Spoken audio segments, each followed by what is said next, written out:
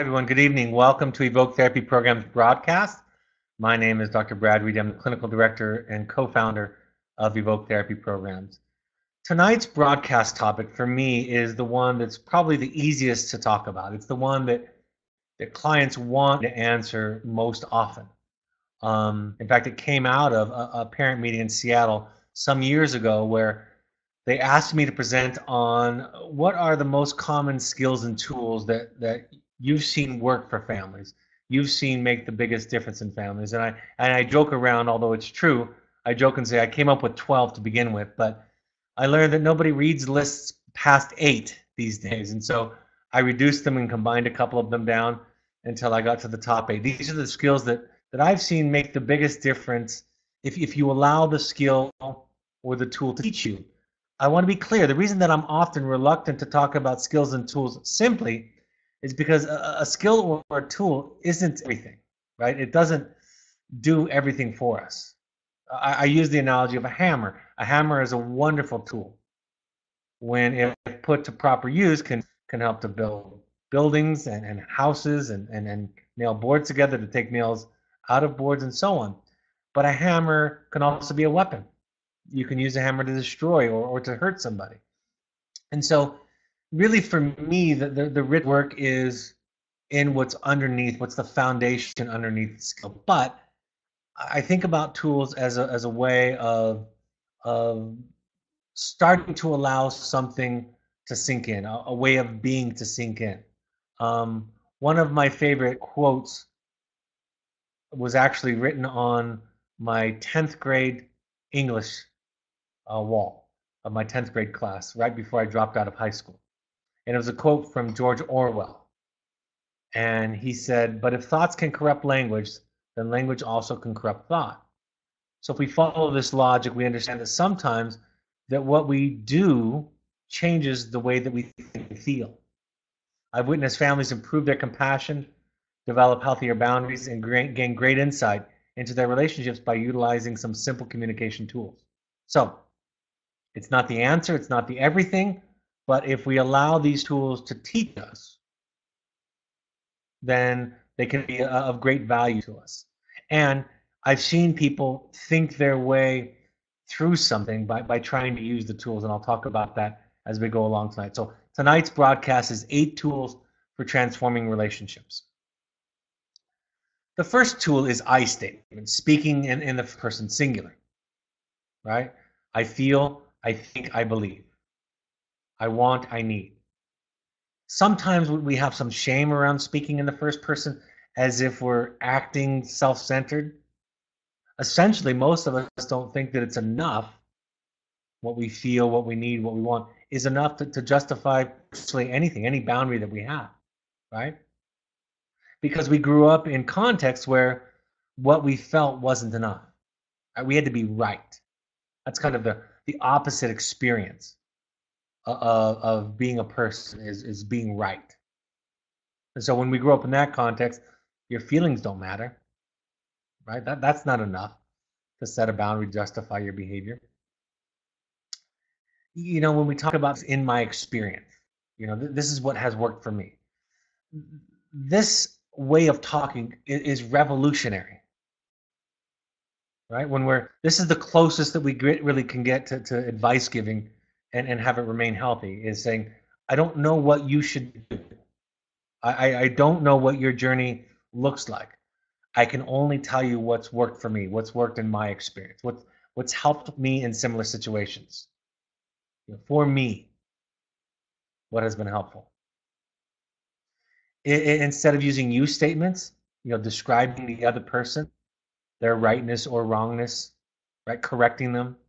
I remember I had a friend years ago, newly married at the time, and I asked how it was going and how the marriage was, and they said, we have a great relationship. We call each other on our crap. And I thought, that's probably going to get old pretty soon. I didn't say anything. But I said, that probably is going to get old pretty soon. Right? It's not that hard. It doesn't take that much insight to see somebody's quote-unquote crap and call them on it. What does take capacity is the ability to see and understand somebody in the process. So It's not attacking. It's not being right. It's the strongest position that we can really take in parenting or in relationships. I tell the story in my book about a father who asked me, that he wanted some research on a specific on marijuana use and the effects on the brain. And I asked him why, and he said, because my young adult son is living in the house, and I want to show them to him. And I said, why don't you just tell him that you're not comfortable? And the father said to me, is that enough? Right? The father's telling me by that question that wasn't enough. It wasn't okay. We think it's a stronger position if we just tell people the way it is, right? This is the way that it is. This is the way that it is about drug use, or about this behavior, about keeping your room clean, about getting your tires changed, right? We just tell them the truth, tell them our truth as if it's the truth. And we imagine that way of talking is unassailable, can't be argued with, when we know very well on the contrary, it absolutely can be argued with. I remember my wife sent a text home to the babysitter one time and said, tell Livy, our youngest, it's time to go to bed, no excuses. And the babysitter wrote back, said, I told them, and they had excuses. There were excuses. Right? We think that just stating it the way it is going to be stronger. When really, the strongest position, the most powerful position that we can take is, this is what I feel, this is what I need, this is what I want, this is what I believe. Rationally, that can't be argued with, and it becomes quite obvious to us if somebody tries to talk us out of what we think, feel, and want and need, that it's an insane discussion. So it's the most powerful you can take. The second tool is reflective listening. Sometimes this is called deep listening, active listening. Various groups, models call it different things, but it's deep, profound listening. It's not listening and waiting for a rebuttal, right? It's not being triggered, having reactions, even having an internal debate and retort in our mind. It's really listening to the other person.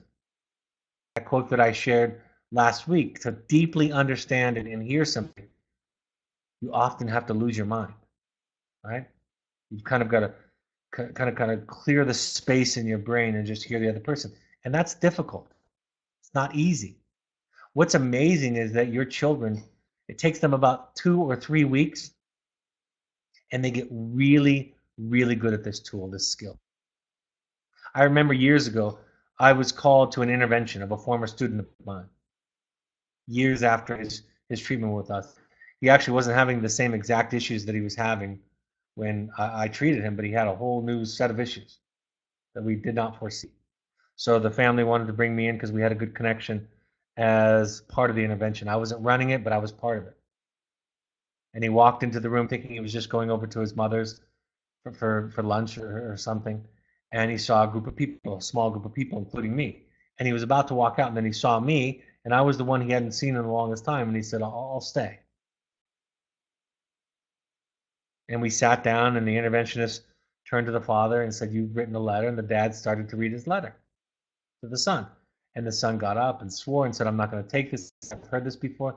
And I said, just wait 1 second. Remember when you were in wilderness? And remember when you learned after a few weeks just to listen to feedback and to not necessarily assume that it was true, but just to hear somebody else's perspective?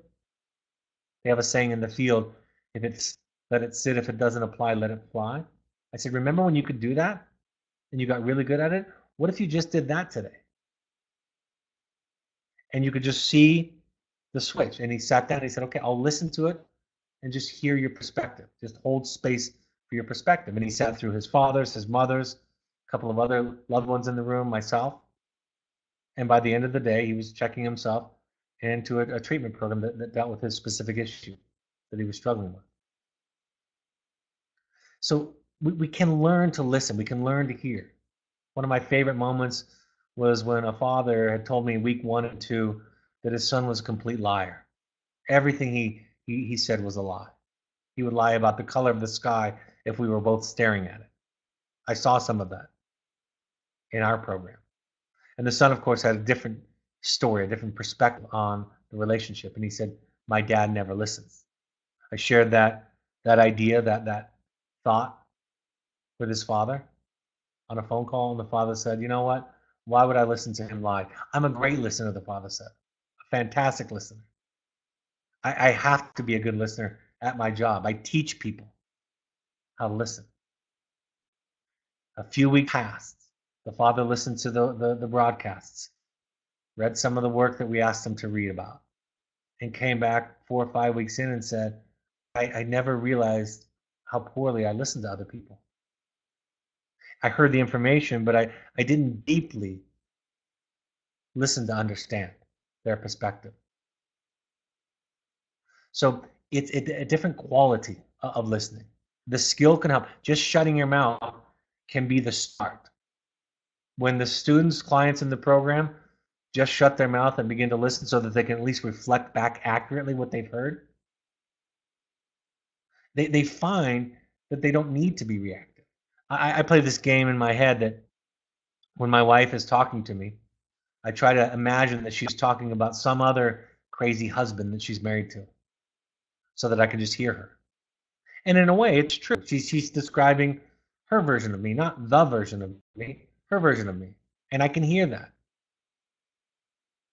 But I can't hear it when I think it's about me. Right? Then I want to defend, want to dispute the facts, want to share my perspective, my intentions, and so forth. So we don't listen because we have judgments.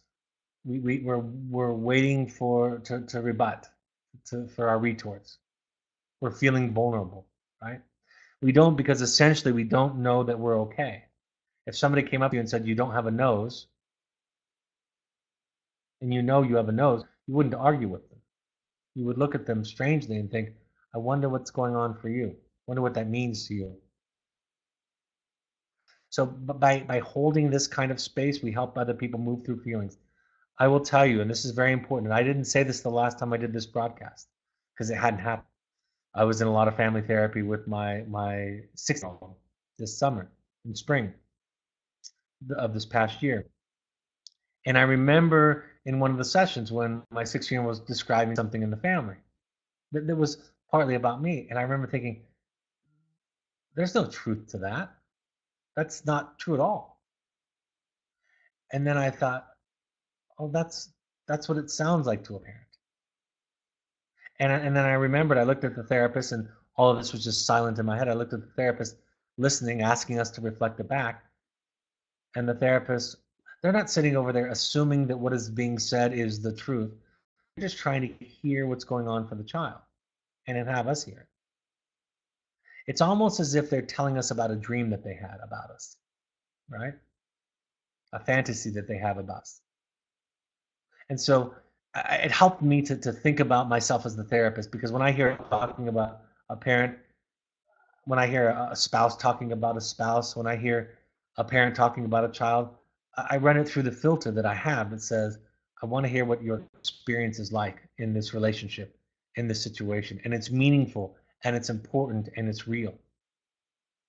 I've also had the experience where after listening to people, after supporting people listening to each other, that over time the shared truth gets closer and closer together.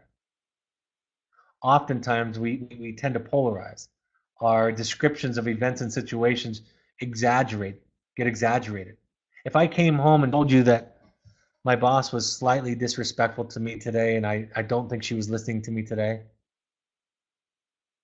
and I told you about some very subtle experience, it would be easy for many people to say, well, your boss might not have been thinking that, or maybe they just didn't hear you. Or gosh, that you might be attributing some intent that's not there. Those kinds of things, right? But if I come home with an exaggerated story about how disrespectful, about how long this pattern has existed, about how she does it to everybody, about what a horrible boss she is,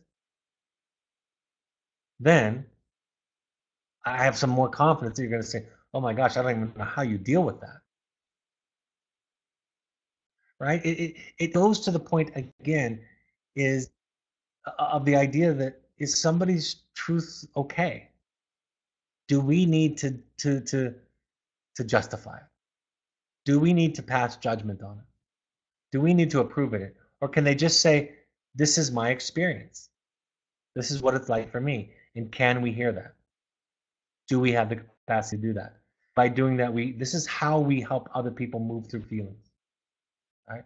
This is how we teach other people to feel and how we support them. When people get angry at us and hurt with us by what we do, the more that we can contain it, that's the clinical term, the more we can listen, hold it, be patient with it, see it, sit with it. The more that we can do that, the more likely the person is to move through the emotions. When your child is angry at sending them to wilderness, the most effective thing that you can do is have no attachment to that. Let it be. Even say, like, I'm sorry. Maybe it was a mistake. I did the best that I could. Somebody asked me at the parent meeting in New York a month ago, because my son was presenting. I shared this the other night. They said to him and asked me after he left, because he left halfway through the meeting, about if he was ever angry or resentful about it. And he gave his answer, and he said, no, he never really thought that way. And then after he left, I said, it would be strange for my children to be resentful about something like that I did, because it wouldn't matter to me. It would, not that I don't care, but it wouldn't be something that I would be invested in them not feeling. And that's the most helpful thing that we can do. And not all things are like that for me. Not all are easy for me like that, but that one happens to be easy. Miguel Ruiz in the Four Agreements says, taking this personally is the maximum expression of selfishness, because we make the assumption that everything is about me. Nothing other people do is because of you, it's because of themselves. All right? This is seeing another person. That's why it's vital. That's why it's important that you be seen, that you find people that can see you and contain you, understand you, hear you, support you. So you go there to do that, so that when you show up to the parent-child relationship, that you can be there for the child instead of requiring the child to contain you, to be there for you. In marriage, it's a similar task. I make sure that I'm taking care of myself. Not that my wife doesn't carry me sometimes and I don't carry her sometimes, but I make sure that she's not the only one. That I have somebody in my life, and in my life it happens to be a therapist, that I get to go to be seen, so that when I show up in the marital relationship, I can take turns at containing, take turns at listening, right? I heal and work on my self over here. I can express love, which is a giving thing. The third tool is ask the intention or state the intention. Now, of all the tools on this list, I think it's the least talked about one that I hear communication experts talk about. And yet, if we did it more often, we would avoid so many difficulties in marriage and parenting, especially as your children grow up, especially as they graduate from the program, especially as they start to kind of feel their way through independence, right? And you're not quite sure what role you're to play in a specific conversation. Asking and stating the intention is this. If I'm the person talking, I state my intention. Hey, Mom, I want to tell you about something, but I just want you to listen. Or to my wife, hey, sweetheart, I want to share something, some frustration that I'm having right now, and I don't need you to fix it. I don't need any suggestions. I just want you to hear it. Can you do that? If I'm on the receiving end, I can ask, if you're sharing something with me, I can say, what would you like from me? Do you want me to just hear this? Do you want me to respond or react? Do you want me to give my thoughts? And be wary, by the way. Most people overestimate their ability to hear somebody's retort. Most of the time, people aren't ready for it. And they don't know that until it's too late. So a good practice, a good discipline is take turns.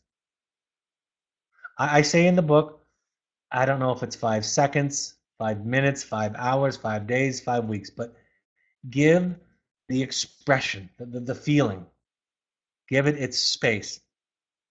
When it's allowed to have its space, and that's going to be determined by each of the people, especially the sender and the communication dynamic, then you can move on to some of these other things. We just had this discussion yesterday. My wife was sharing some things with us, and she said, I want to hear what you're thinking. And I said, my goal is to think nothing except for just to hear what you're saying. And if I come, and we were talking about this both back and forth, if I come back with my thoughts and my ideas, then it can easily be dismissive of what you're thinking and feeling. And so it's not a trick. I'm really trying to just hear you, trying to have no opinion about what you're saying to me about this issue between us. So if you're the receiver, ask before you respond. You might ask on the front end if you know it's going to be an emotional issue. If you're the sender, at any point, ideally you front load it with, I just want to be heard. Can you just hear it? And if the person starts to respond, then you can say, remember. And this is the amazing thing. If you can't hear it, it's okay to say I can't. It's perfectly okay. And you don't deserve to be beat up, because basically what you're saying is, I don't have the psychological energy, the resources right now to do this. I tell the story. I had a conversation standing right on the other side of my desk with my wife a half ago or so. Now it's been. It was a Saturday. I think I just finished an intensive workshop, finishing up some paperwork in my office. My wife walked into my office. She said, look, I know you've had an intense week. I know you're just finishing up your work. I have an issue I want to discuss with you. Do you have the ability to do that right now? And I thought, and I took the risk, and I said, I don't, not right now. I'd like to relax today, and then if it can wait till. And she said, that's perfectly fine. She said, I'll call my friend and talk to her about it, and when you're ready, we can talk about it. And I think both of us did something very unique that we wouldn't have done the first 10 years of our marriage. I took the risk of owning my boundary and my capacity and saying, no, I can't do what you're asking. And she didn't punish me for it. I wasn't a bad husband, an uncaring husband, a husband that dedicated more of his time and resources to others and not to the family. All of those kinds of old arguments that we have. I was just a human husband, unable at that point to respond in the way they needed. I could have tried. I could have lied. That's one of my temptations. And I usually end up feeling resentful or responding in a way that's not helpful, and it goes sideways. Especially if the person feels like they're saying something that looks like it's asking for advice or problem solving, check in with them. If they're being repetitive, if they're saying the same thing over and over again, check in with them saying, I think I'm hearing you, but this is the third or fourth time you're saying it, so what do you need from me? When you state your intention about what you want from the other person, you set both of you up for success. And you start to have integrity between what you want and what you're saying. If I know ahead of time what I need from you, I just want to be heard, or I want to change your mind about something, right? If I really want to change your mind about something, stating the intention is going to expose that, if I'm honest with myself. So this is a fantastic skill that sets you and them up for success. When my wife says to me, can you just listen? I know I'm off the hook. I don't have to do anything. I don't have to respond or change. I just have to hear her, understand her. It really sets me up. And it helps me when I'm on the sending to be really clear. The fourth tool, avoiding imperatives. This is something also that when I ask people, we write this in the hopes and intentions letter. And it is my suggestion that you essentially eradicate these words from your language almost universally. Good, bad, right, wrong, evil. Have to, need to, should, ought to, must. If you just take those out of your dialogues with people, and when there's any kind of emotional content to it, or relational content to it, you will find you start to think about the relationship differently. You have to respect me. No, I need certain things. I want to be treated this way.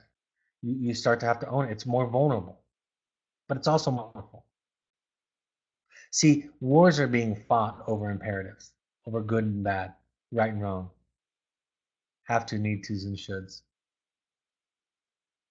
But this kind of differentiated, assertive, empowered, vulnerable, and strong language of I feel, I want, I need, I prefer is much more effective and powerful. It begins to define the relationship in a differentiated way,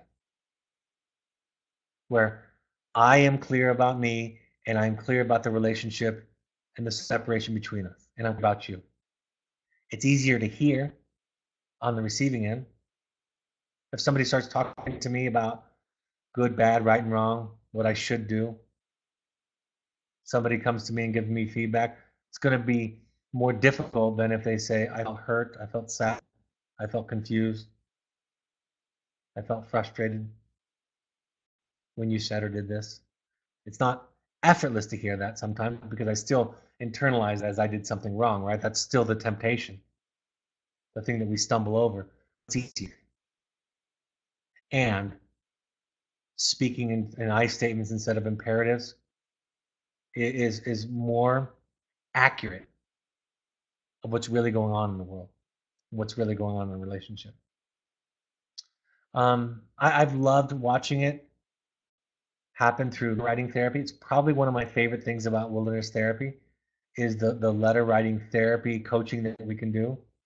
Even when I tell somebody to not use those words, and it's in the instructions in the hopes and intentions letter, or what used to be called the impact letter, I do just a quick little edit function on my Microsoft Word, and I look up those words.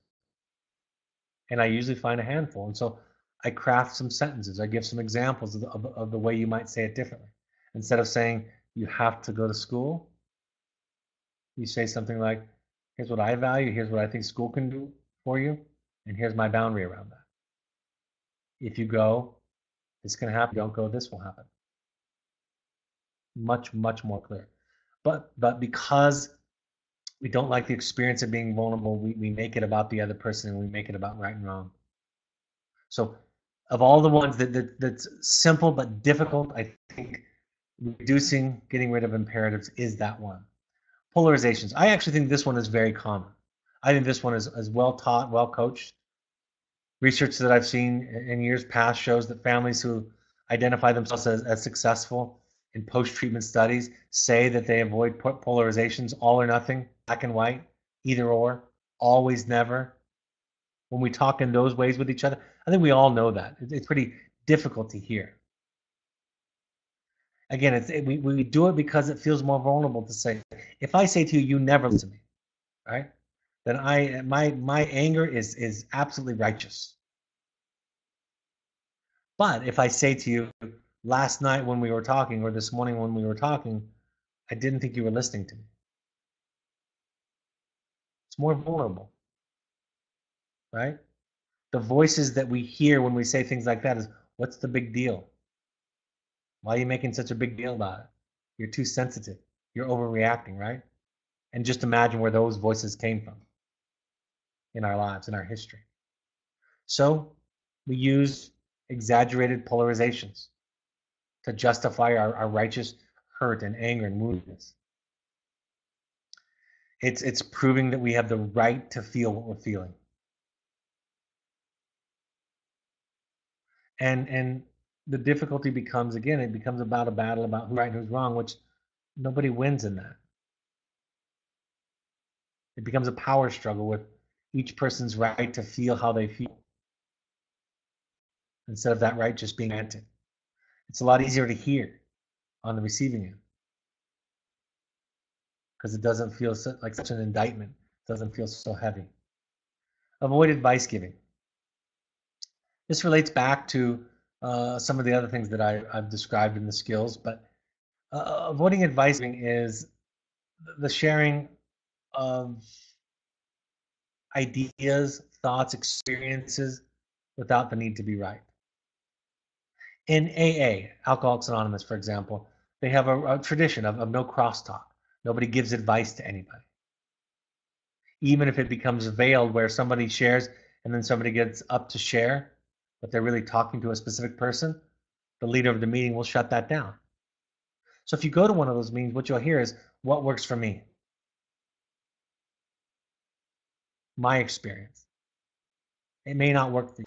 The wonderful thing about that kind of talk is that if the other person says, that's the most ridiculous idea that I've ever seen, it's easy to back that off. But if you come on telling the truth about everything, about the way the world works, it's a hard thing to back off of. So your role as a parent, this is a more effective, differentiated way to teach your children. In fact, a lot of times my adult children will ask advice, and I do my very best not to answer. It's a fool's errand to answer advice questions. All right, what should you do? I don't know. I can't possibly know. I barely know what I want to do. How could I know what you should do? I don't know what's going to give you what you need. I can share a similar experience that sounds and looks like yours and how I felt and how I responded to it and what that did. I love the example of David Bowie. There was an interview that went around shortly after he passed. It was done by the BBC. It was just a few minutes where he was talking about his alcoholism. And the interviewer was trying to challenge him and say, couldn't you just have one drink? At a wedding, can't you just have a toast of champagne? And David Bowie was saying, I can't. I know what's at stake for me. For me, that doesn't work. I don't know what it's like for other people, but for me, I can't do it. I know myself well enough that that won't work for me. And within a very short period, he said the phrase for me 7 or 8 times. And he was illustrating this way of being in relationship in the world, right? Knowing self being the first kind of goal and not extending that to assume that I know you're true. In Al-Anon, they say it's not your business to decide whether or not somebody else in your life is an alcoholic or an addict. You could just talk about what you're comfortable with in your boundaries. So you don't have to diagnose your child as an addict or an alcoholic or borderline or anything for that matter. What you can say is, I'm just not comfortable with this. So I'm gonna do this. It's not a passive stance. It doesn't lead to passivity. It leads to assertive, clear, courageous, and authentic responses. Share a story. I think in essence, therapy often starts off with the idea of getting advice, right? Problem solving. And what it evolved into for many people is a different kind of experience than they've had in their life. I joke sometimes and say, you know, our children in the program, they don't need advice. They have parents for that. I joke sometimes, right? They need something else to be heard, to be understood. They need a voice. They need to give a voice to the wounds that the symptoms and the defenses are covering up, are masking. And then they need a safe place to heal. So I've gone to therapy with my current therapist for 20 years now, same therapist. And I don't know that she's given me advice really ever. And I stopped asking a long time ago. Sometimes she'll say something like, you could try this. And sometimes I say, that's a great idea. I might try that. Or I say, I don't think that'll work. And she says, okay. But the idea that somebody else can know your truth doesn't make any sense anymore. Not in this new kind of sensibility.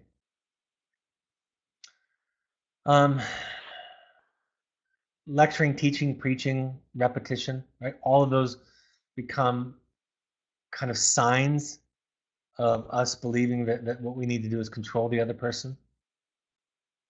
The Dalai Lama said to be aware of a single shortcoming in oneself is more useful than to be aware of 1,000 in somebody else.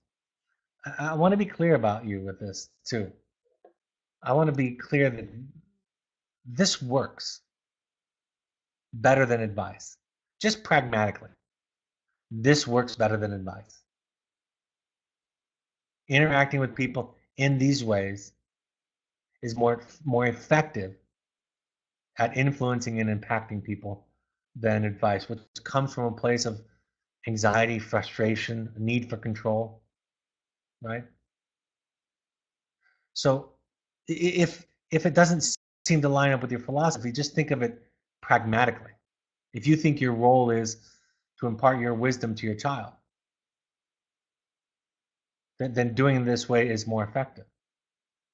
Sometimes parents say to me, I remember a father said to me one time, what he wanted out of the program is he wanted to get to a place where his son would start listening to him. I said, okay, that's fair. But really what this is going to be about is you being able to listen to him. That's the gold in the parenting relationship. Not the advice you impart. Again, for those of you who were on it in the beginning, if you have an Instagram account, go to Evoke Summit Lodge in on Instagram. And the post that was just done this evening was the artwork was by my son and the content was by my daughter. And that wasn't because I told them what to do or gave them advice. They figured that out on their own. But it came to them because it was safe, because they could explore, because they could bounce around, make mistakes, struggle.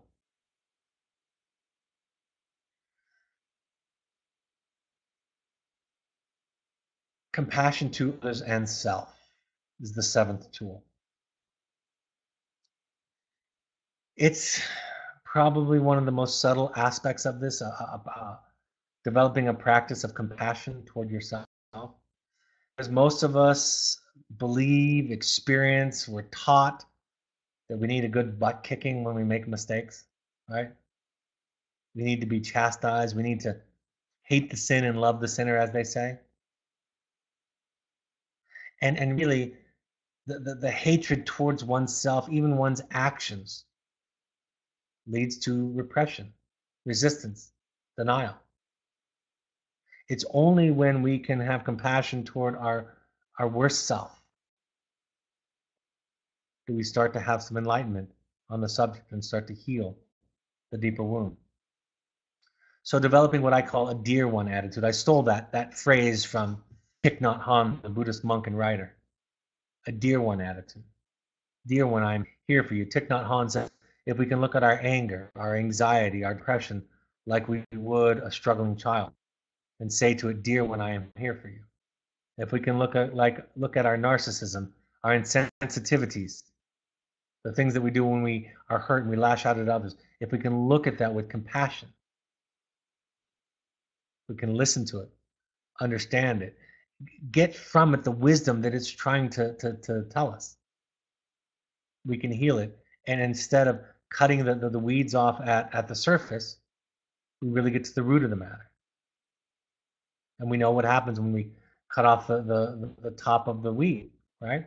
That's akin to focusing on behavior change in our children or in ourselves or in others. It shows up some other way.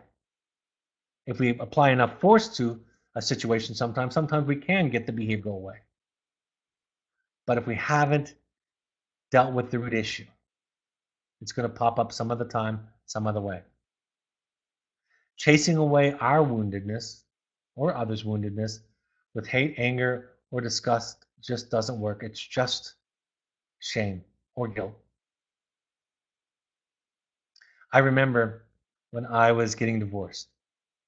At the time, I practiced a certain religion, and I went to my religious leader, and I told him, we had this session, and I told him that I was getting a divorce. And he said to me, basically, well, now you're going to be responsible for your children's sins. Their sins will be on your head. And I thought about that for a second, and I said, well, my father really wasn't there for me at all. And this happened to me when I grew up. So I guess my sins are on his head. So I'll just pass them up the chain. And I wasn't trying to be sarcastic. I was just saying, I don't know that it works that way. See, the lens of mental health is not a lens of good and bad and right and wrong. The lens of mental health is woundedness versus healing, broken versus repaired, right? We look at behavior the same way we would, a medical doctor would look at a broken leg. They're not mad at it. They just want to heal it. So they do what they need to do to help it to heal. And that's why I love the mental health lens, is because it relieves the pressure that comes from other constructs, from other lenses that feel so oppressive. It's taken me a long time as a client in therapy to make this shift in my own life. I was capable of making it with others first, but it really wasn't until I started to do it with myself that everything changed, and that my compassion for others deepened greatly. I remember some years ago somebody did something to me that was very hurtful. And a common friend that we had were talking about it a year or two later. And she was talking about her anger and resentment toward this person, what he had done. And I said, I don't have those feelings towards him. I think he was just scared and hurt and sad. And she said to me, well, you're a better person than I am. And I said, I don't think it's that. I think it's about being a better person. I've just been doing some work lately in the past few years, and I've realized that if I have to hate him for what he did to me, then I have to hate myself too. So I had a choice to make, to hate us both, or to learn to love us both. I didn't like what he did. I didn't want what he did to happen. It didn't not hurt. I just didn't turn it into something that I hated. And that's what I think therapy can do for us, right? It's not an imperative. It's not that I just took the high road. It's that it didn't actually lead me to be angry and to hate him. You know, we look deeply into our past, into our childhood.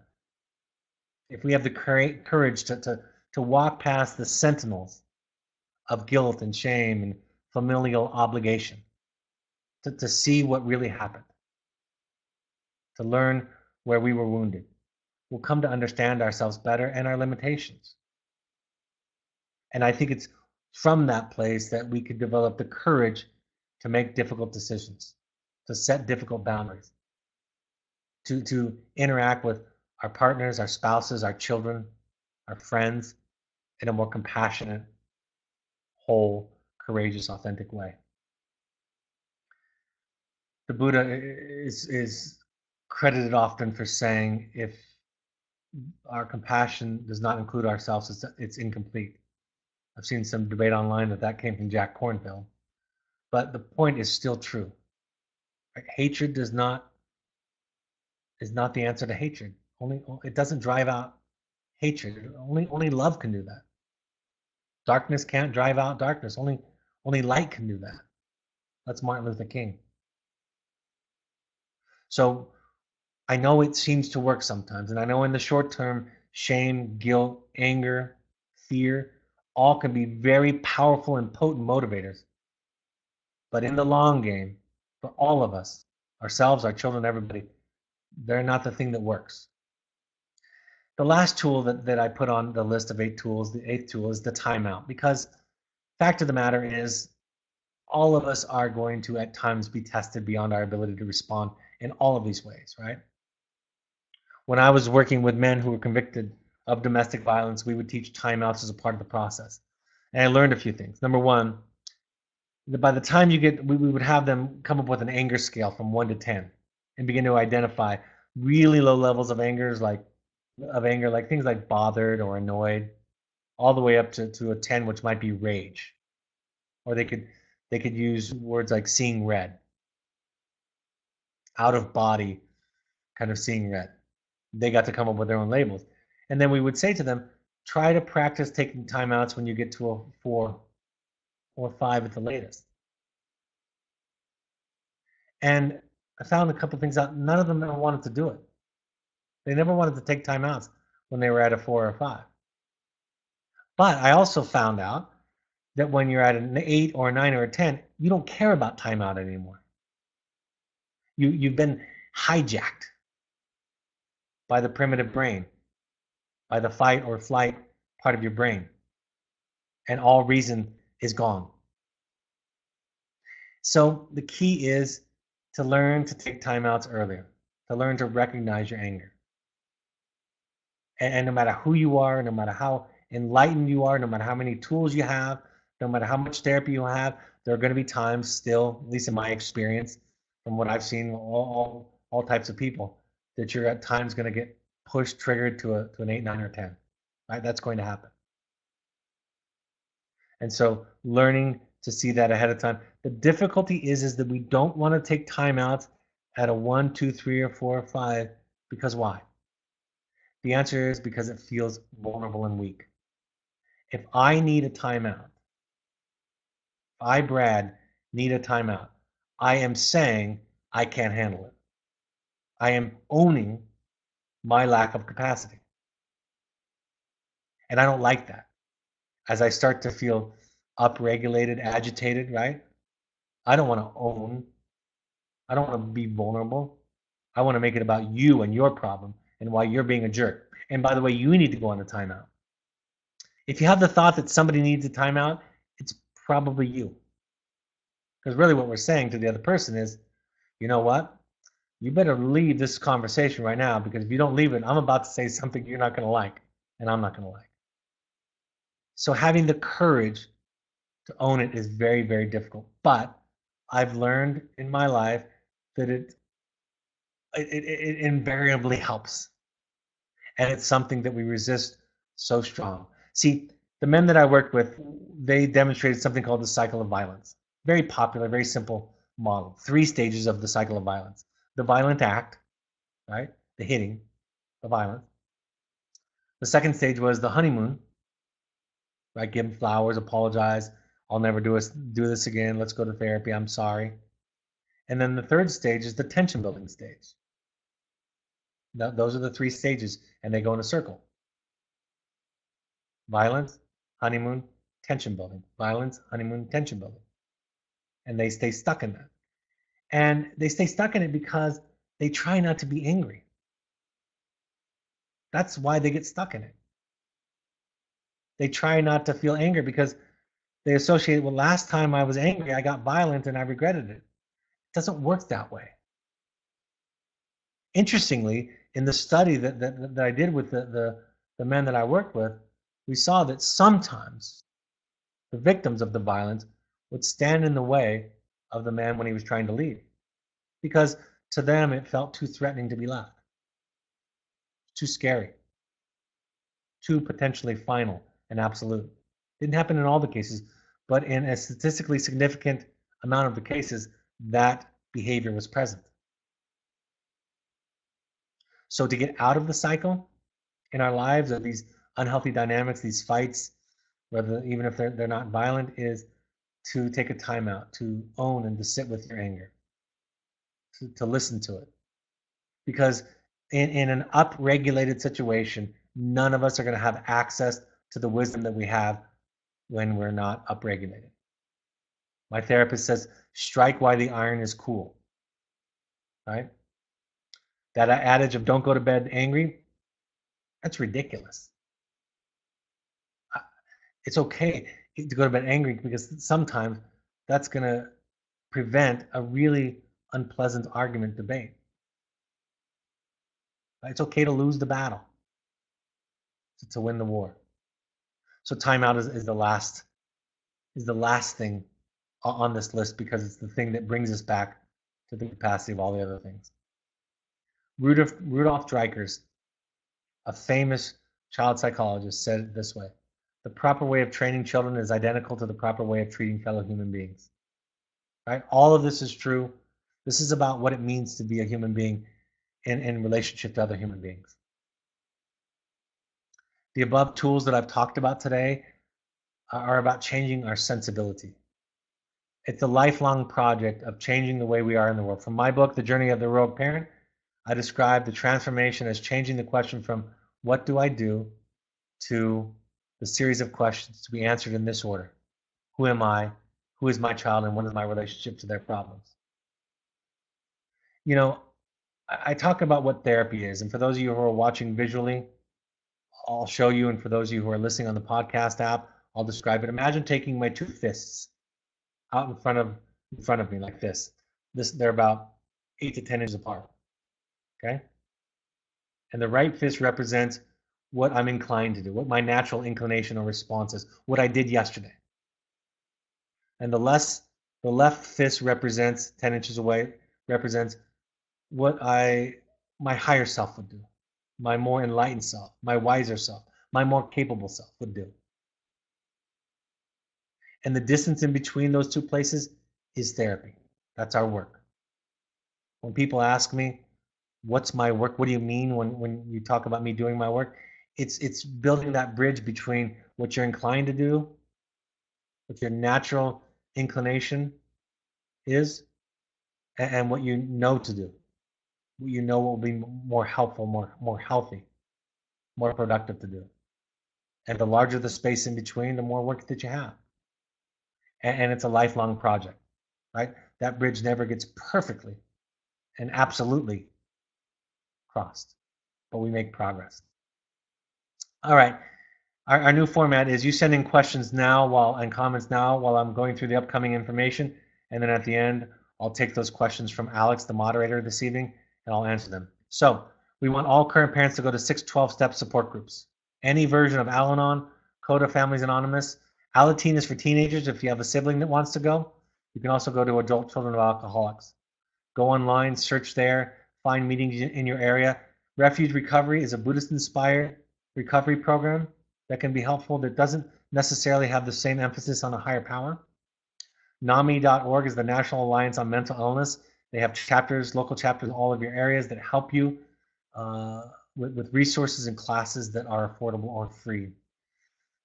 All of these broadcasts are available on the podcast app on an iPhone by searching Evoke Therapy Programs, on an Android device using the SoundCloud app by searching Evoke Therapy Programs, or going online on any computer to soundcloud.com and searching Evoke Therapy Programs. Follow us on Twitter and Instagram using the handle Evoke Therapy. Also, like I said earlier, follow us at Evoke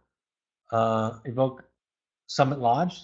Also, I'm going to add that to this announcement from now on. And you can see tonight, if you go on tonight, the little story that my daughter and my son came up all on their own. On Facebook, you can find us by searching Evoke Therapy Programs. You can also find the Alumni Foundation on Facebook by searching Evoke Family Foundation. Our blog has updated content constantly. My book, The Journey of the Heroic Parent, is available on Amazon. If the warehouse is out, you can go to the new options underneath the paperback tab, and you can buy it directly from Evoke Therapy Programs. The next Finding You with a Spot will be March 27th. If you want to do a deep dive into your own work, this is a great place to do it. Email us at intensives@evoketherapy.com for more information and to find out about upcoming months and schedule. I'll be at the Southern California Parent Support Group on February 24th from noon to 3. Notice the new time. We did it so that you could be home in time to watch the Academy Awards and not run into traffic. So it will be preceded by a potluck lunch, and then we're going to be discussing the book Rising Strong by Brene Brown. I will be in the Bay Area on Thursday, February 28th from 6:30 to 8:30 p.m. Contact Bonnie at evoketherapy.com to RSVP or to find more information. We ask all current parents to go to a workshop. The next one is this weekend, the 16th and 17th in Oregon. If you haven't signed up yet, you're probably not going. But the following one is March 23rd and 24th in our Southern Utah program. Again, at evoketherapy.com for more information or to RSVP. Our pursuit trips are family trips, adventure trips all around the world, service trips, custom built for families or young adults. Think therapy light, reconnecting the therapy, recalibration. All right. One of the questions is, I had a bullet point on there that said, can you clarify the unfinished business intervention? I wish I could. I couldn't remember what that was, so I skipped it. Sorry about that.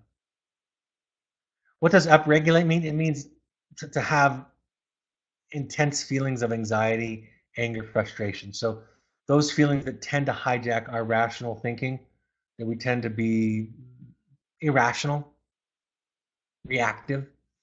Typically upregulated, it refers to anxiety, but it can be anger, frustration, agitation, other feelings too. And then somebody's asking to bring up the slide with the entire list on it. Absolutely, happy to do that.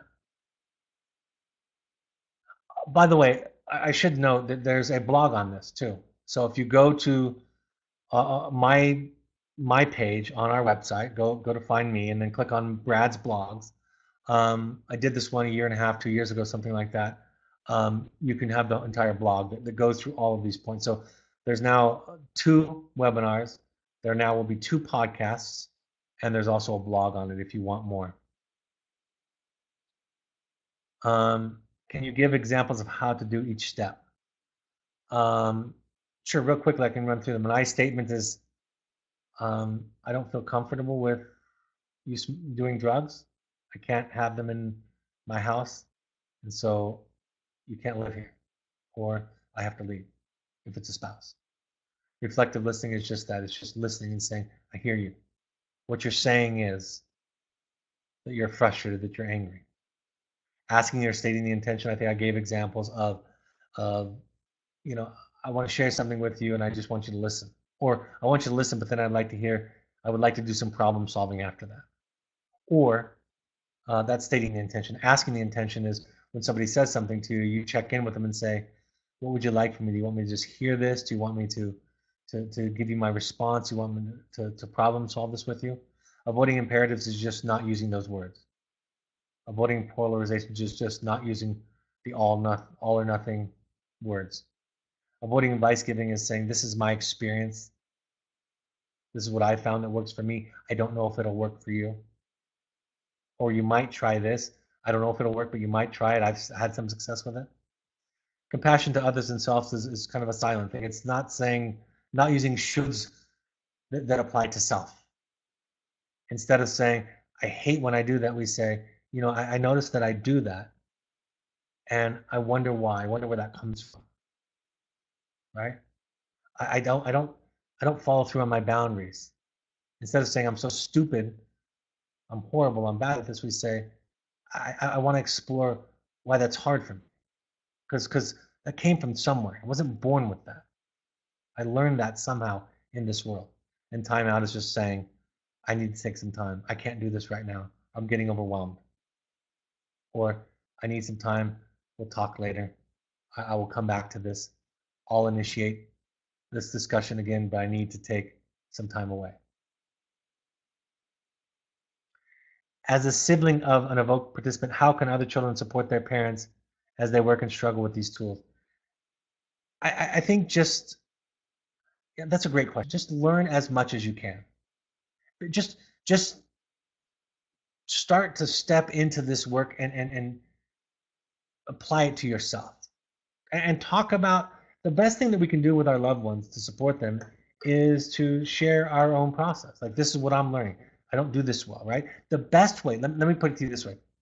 The best way to encourage somebody else to take off their armor or their defenses is for you to take off your armor and defenses first. So talk about what you don't know. Talk about making mistakes. Talk about what you're learning. Ask questions and be curious. I used to have a therapist that worked for us for years. She would always say, just remain curious. She would tell the parents, just remain curious with your children. And I thought that was such a fantastic advice. Like, I wonder why. But and not in some kind of, I wonder why you do that, shaming kind of tone, but I really do wonder why. I'd like to understand. So being open yourself is the best way to support others in your family and their openness and their growth. And sharing what you're learning and what old ideas that you're destroying and getting rid of is a great way to make it to support other people in your family that are going through the growth process. So thank you for that question. Somebody said, I did, because I like comments too.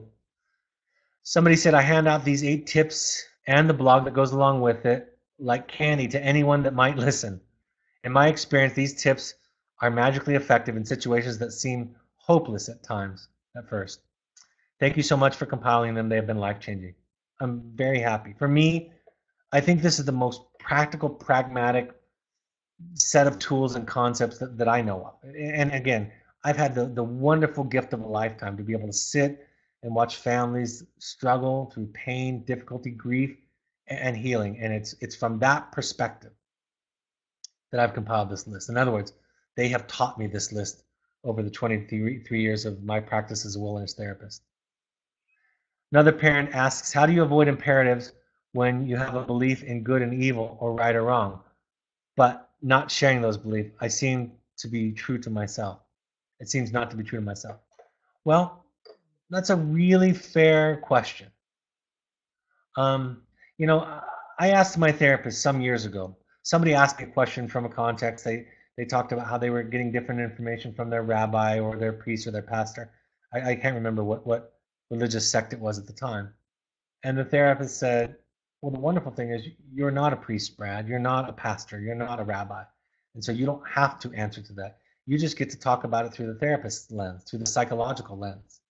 And so my answer is, in the psychological lens, you don't know their truth. You know your truth. I had a family. This is a great example. I had a family a couple of years ago. We were doing a family session. And the parents were talking about their family's values. Right? They were talking about right and wrong and family's values and honesty and things that I think most of us would identify with. And at one point, their teenage daughter said, those aren't family values. Those are parental values. And I thought, you know, she's right. That was a really clear way to say that. They aren't necessarily her values. Some of them are, but some of them are not.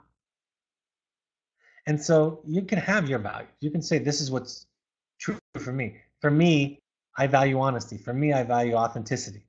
For me, I value compassion, right? Those are true for me. I don't know if they're going to be true for you. You have to figure that out. And again, in my experience, approaching somebody with that kind of differentiation and that kind of clarity is the best way to stoke and encourage the kind of virtues that you want for them. But it comes from them, and it's authentic. It's not superimposed.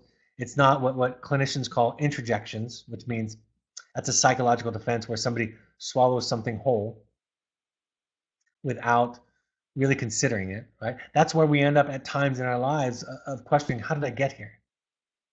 How did I end up in this job or in this relationship or in this situation? I'm not sure this is me. So it's just not the language, in my experience, in my model. It could be in other people's models. In my model, it's not the language of truth. Rumi talks about it.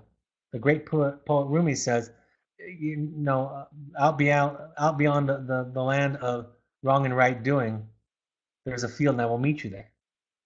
The philosopher Kahlil Gibran in the book The Prophet, in the chapter on good and evil, says the same kind of thing. He says, when you're doing good, you're good, but when you're not evil, you're just broken. And he gives several examples of that. So philosophers also have this kind of thing, and it doesn't lead to amorality in my experience. It leads to more morality and a higher morality, and a morality that's more authentic and deep-seated. So that's my answer. It doesn't have to be yours, but it's my answer. All right, looks like we have no further questions. Thank you so much for joining us. Thank you for and on behalf of your children of your being willing to step into this work. I haven't decided on the topic. That's the wrong date. For next Wednesday. It'll be the 20th. So next Wednesday, the 20th, I will announce a topic sometime before that and let you know. So yeah, we'll go from there. Thanks again for joining us. I hope these are helpful points of contact for you. I hope the podcasts are helpful in the sense that I hope it gives you another medium to be able to kind of develop this new sensibility that your children's mental health issues, addiction issues require for you to develop. I hope it does that for you. I know for me, it does, just spending this time with you. Thanks for this evening. I'll talk to you next time. Take care. Bye-bye.